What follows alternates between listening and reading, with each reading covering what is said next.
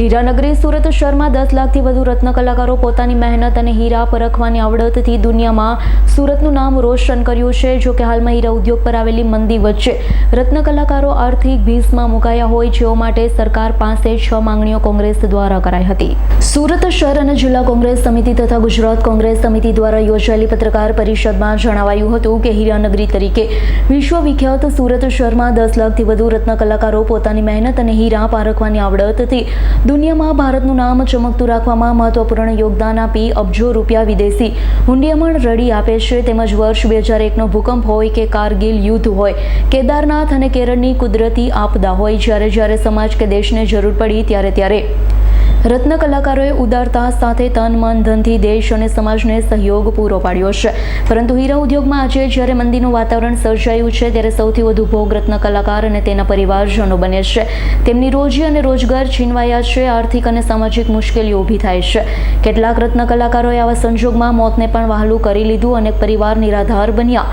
રત્ન કલાકારો દ્વારા આર્થિક સંકળામણના કારણે પોતાનું જીવન ટૂંકાવવાનો સિલસિલો યથાવત જોવા મળી રહ્યો છે। ફક્ત હીરા ઉદ્યોગ જ નહીં, તેની સાથે રિયલ એસ્ટેટ, ટેક્સટાઇલ ઉદ્યોગ સાથે સંકળાયેલા લોકોને પણ આની આર્થિક અસર થઈ રહી છે। ત્યારે રત્ન કલાકારોના દૈનિક જીવનને સ્પર્શતા અનેક કારણ અને મુદ્દાઓ કોંગ્રેસ પક્ષ દ્વારા સમયાંતરે વિધાનસભાથી લઈ સાંસદ સુધી રજૂઆત કરાઈ છે। તો ગુજરાત પ્રદેશ કોંગ્રેસના પ્રમુખ અને રાજ્યસભાના સાંસદ શક્તિસિંહ ગોહિલ દ્વારા રાજ્યસભામાં પણ રત્ન કલાકારોને હીરા ઉદ્યોગ માટે વિશેષ રજૂઆત કરવામાં આવી। તેમ છતાં સરકાર દ્વારા કોઈ પણ પ્રકારની કાર્યવાહી કરવામાં આવતી નથી। સરકાર દ્વારા ફક્ત જાહેરાત કરવામાં આવે છે। રત્ન કલાકારોના હિત અને હીરા ઉદ્યોગ માટે સરકાર દ્વારા જાહેરાત કરી માત્ર એક કમિટીનું ગઠન કરવામાં આવ્યું છે, જે કમિટી દ્વારા આજ દિન સુધી કોઈ પણ પ્રકારની રત્ન કલાકારોના કે હીરા ઉદ્યોગના હિતમાં કાર્યવાહી કરવામાં આવી નથી। કોંગ્રેસ પક્ષ દ્વારા રત્ન કલાકારોના જીવન ધોરણમાં કંઈક બદલાવ લાવવા અને રત્ન કલાકારો સન્માન સાથે સમાજમાં જીવન વ્યતીત કરી શકે તે માટે સરકાર સમક્ષ 6 માંગણીઓ રજૂ કરી છે। સરકાર દ્વારા તાત્કાલિક રત્ન કલાકાર કલ્યાણ બોર્ડની સ્થાપના કરવામાં આવે, રત્ન કલાકારના બાળકોના અભ્યાસમાં શિષ્યવૃત્તિ આપવામાં આવે, રત્ન કલાકારોના પરિવારોને રાહત દરે આરોગ્યની સેવા આપવામાં આવે, મંદીના સમયમાં હીરા ઉદ્યોગ સાથે જોડાયેલા રત્ન કલાકાર સહિત તમામ લોકોને લોન લીધી હોય તેમાં રાહત આપવામાં આવે, મંદીના સમયમાં હીરાની ફેક્ટરી, હીરાની ઓફિસ આવેલી છે તે હીરાના ધંધા સાથે જોડાયેલા તમામ યુનિટોને લાઇટ બિલ ભરવામાં રાહત આપવામાં આવે, સરકાર દ્વારા રત્ન કલાકારો માટે રત્ન કલાકાર આવાસ યોજના શરૂ કરવામાં આવે। માંગણીઓને ધ્યાનમાં લઈ સરકાર દ્વારા રત્ન કલાકારોના હિતમાં તાત્કાલિક ધોરણે ઉપરોક્ત માંગણીઓ સ્વીકારી તેનો અમલ કરવામાં આવે તેવી લાગણી અને માંગણી છે।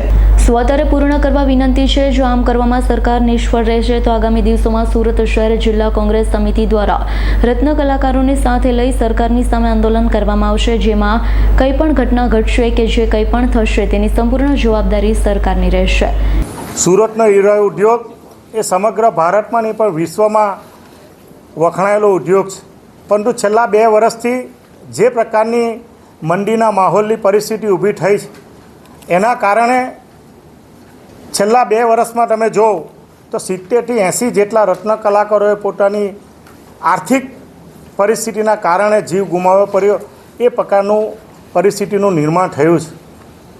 સુરત શહેર કોંગ્રેસ સમિતિ અને ગુજરાત પ્રદેશ કોંગ્રેસ સમિતિના અમારા સંસદ સભ્યશ્રી હોય, ધારાસભ્ય હોય, એમણે ભારત સરકારને, રાજ્ય સરકારને ધ્યાન દોરીને આ માનવતા અને લાગણી અને ભાવનાત્મક રીતે જોડાયેલો આ મુદ્દો છે અને તાત્કાલિક અસરથી અમારી 5 થી 6 જેટલી માંગણીઓ છે, એ માંગણીના અનુસંધાનમાં તાત્કાલિક અસરથી આ રત્ન કલાકારોને અને હીરા ઉદ્યોગને બેઠો કરવા માટેની જે માંગણીઓ છે એના માટે અમે લડત ચલાવતા હતા।